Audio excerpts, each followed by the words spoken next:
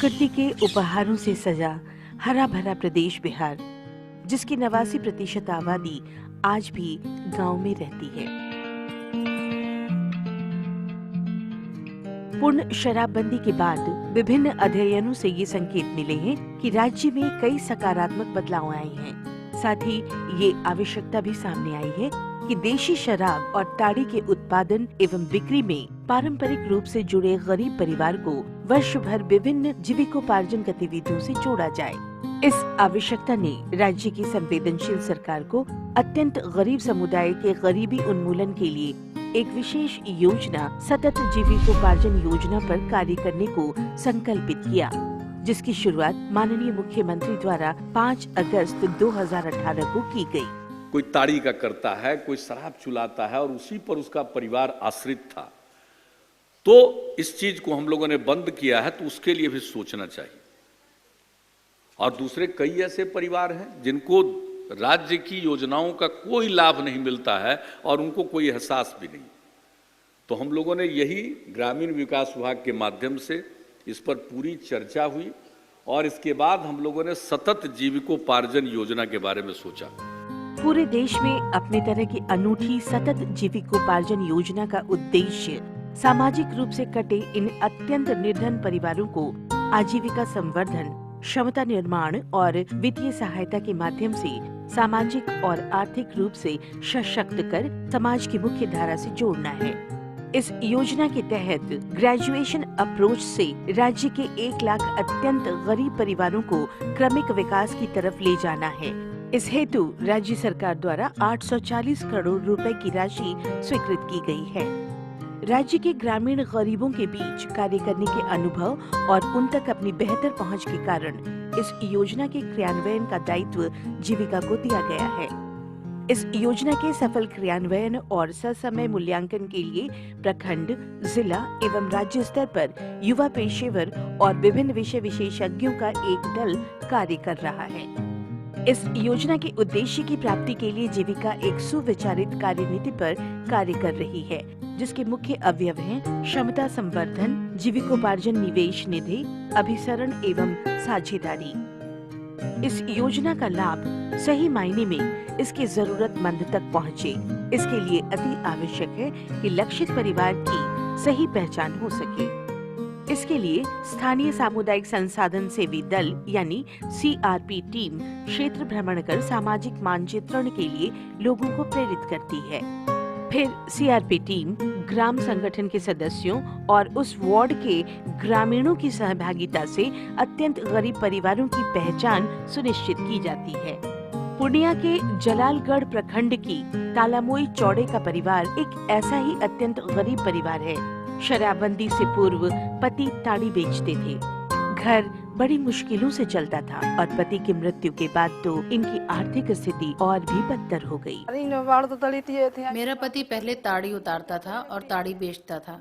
जब से मेरा पति मर गया तब से घर बिखर गया। हम बहुत सोचते थे कि बच्चा सबको कैसे खिलाए पिलाए। समूह की दीदी लोग आई और बोली कि समूह से जुड़ जाओ। समूह से पैसा मिला और बिजनेस शुरू किए। उसी से घर चल रहा है और पहले से बहुत अच्छा चल रहा है। पैसा भी बच रहा है। चिन्हित लक्षित परिवारों की व्यापक सूची का सत्यापन CRP टीम द्वारा किया जाता है, जहां टीम उनकी गरीबी के स्तर के संग उनके समूह से जुड़ने की स्थिति का भी आकलन करती है।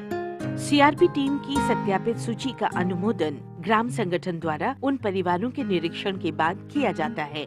मुंगेर जिले के धरहरा प्रखंड में क्लस्टर अप्रोच के तहत 93 परिवारों में से 52 परिवार का चयन सतत जीविकोपार्जन योजना के लिए किया गया है।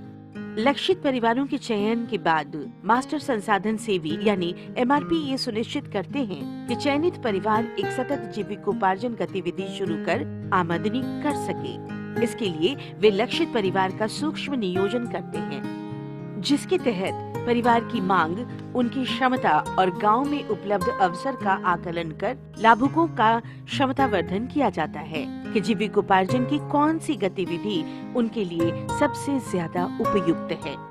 गया के बहालपुर गांव की राजकुमारी देवी के लिए परचून की ये दुकान सबसे उपयुक्त पाई गई। इस योजना से जुड़ने के पहले राजकुमारी देवी देशी शराब के कारोबार से जुड़ी थी। दारू बेचते थे, हर कोई बोलता था बुरा भला, पुलिस से डर लगा लिन भैया। और अब दीदी लोग अब समझदारी वाला बात सिखा दिल का थीन, तो उनका ही बातिया पकड़ ले लिए दीदी के कि दीदी अब ऐसे ऐसे करा तो लूर बुद्धि हो तो दुगो बाल बच्चा के पढ़ावा लिखावा। यही से अपने गांव में अकेली राजकुमारी देवी की इस छोटी दुकान में आज ग्राहकों की बड़ी भीड़ रहती है।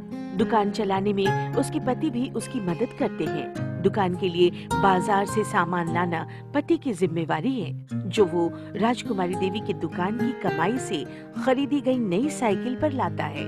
राजकुमारी देवी अब अपने कारोबार का विस्तार भी कर रही है।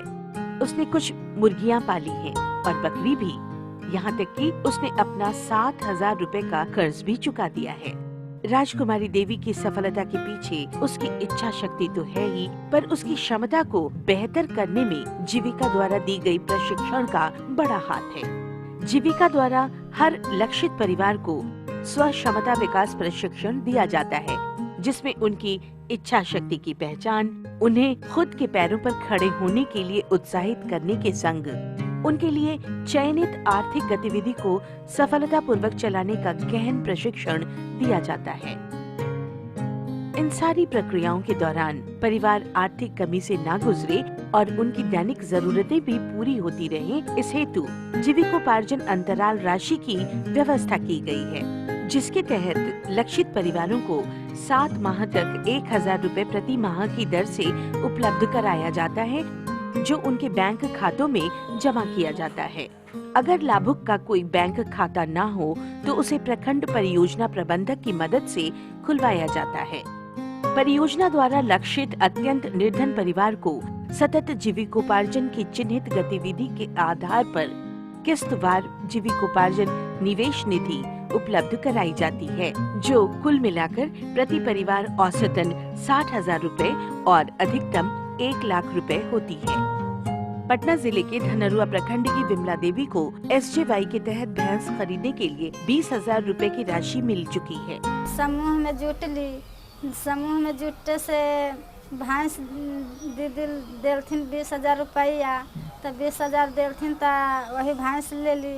पति द्वारा साथ छोड़ जाने के बाद विमला देवी के सामने मुसीबतों का पहाड़ टूट पड़ा था। शादी करके अली ता थोड़ा दिन घरे रहल थीन, जो बाल बच्चा होले ता घर से फरहार हो गल थीन तो कोई के खाए ला मतलब ना देवे लगल थीन तो वही ठर चौका करके बाल बच्चा के खिलावे लगली। आज विमला के पास अपनी भैंस है और वो दूध के कारोबार से महीने का 3,000 से 4,000 रुपए तक कमा लेती है। विमला के जीवन में आए इस बदलाव की कहानी SJY से जुड़ने के साथ ही शुरू हुई। SJY के तहत लक्षित परिवारों को जीविकोपार्जन निवेश निधि उपलब्ध कराने की एक निश्चित प्रक्रिया है, जिसमें ये निधि नकद न होकर परिसंपत्ति हस्तांतरण के रूप में एक समारोह आयोजित कर लाभुकों को उपलब्ध कराई जाती है। आज एक ऐसा ही समारोह गया के खिरियावा गांव में हो रहा है, जहां रेखा देवी की नए कपड़े की दुकान का उद्घाटन सतत जीविकोपार्जन योजना के तहत किया गया। ताड़ी का व्यवसाय करने वाले पति की ताड़ के पेड़ से गिरकर हुई असामयिक मृत्यु से गुमसुम रहने वाली रेखा देवी आज अपनी नई दुकान खोलने पर बहुत दिनों बाद इतना खुलकर हंसी हैं। अत्यंत निर्धन समुदाय के इन चेहरों पर ये मुस्कान स्थायी रूप से रहे, इसके लिए सिर्फ कोई आर्थिक गतिविधि का शुरू किया जाना ही काफी नहीं है। इसके लिए आवश्यक है कि उनकी गतिविधि सफलतापूर्वक चलती रहे और उनकी आमदनी सतत रूप से होती रहे। इस महत्वपूर्ण कार्य के लिए MRP नियमित रूप से इनके व्यवसाय की तब तक समीक्षा करते रहते हैं, गतिविधि को सफलतापूर्वक चलाने के लिए सुझाव देते रहते हैं, जब तक उनकी आमदनी में क्रमबद्ध वृद्धि होना शुरू न हो जाए।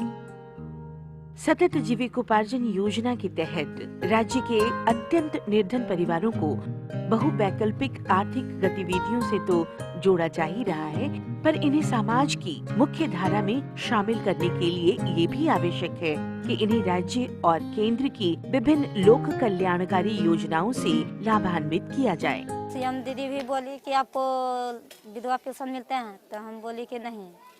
तो दीदी बोली कि आपको आएगा विधवा पेंशन भी मिलेगी, आज ही से फॉर्म भरवा दीजिए। तो हम फॉर्म भरवा दिए, तो भरवा दिया तो जीविका तरफ से हमको सीएम दीदी विधवा पेंशन भी मिल रहा और दुकान भी चल रहा और 200-250 को रोज होता है, तो अच्छा से परिवार पाल रहे। कभी हताश, निराश, समाज से कटे हुए ये परिवार, जिनके लिए 2 वक्त की रोटी कमाना भी सपने जैसा था, उन्हें सतत जीविकोपार्जन योजना से पहली बार अपनी बेहतर जिंदगी के सपने मिले हैं। समाज की मुख्य धारा से जुड़ने की खुशी के संग खुद भी कुछ कर पाने का बल मिला है। इस योजना ने उन्हें मात्र आत्मनिर्भर नहीं बनाया, बल्कि सम्मान से जीने का हक भी दिया है।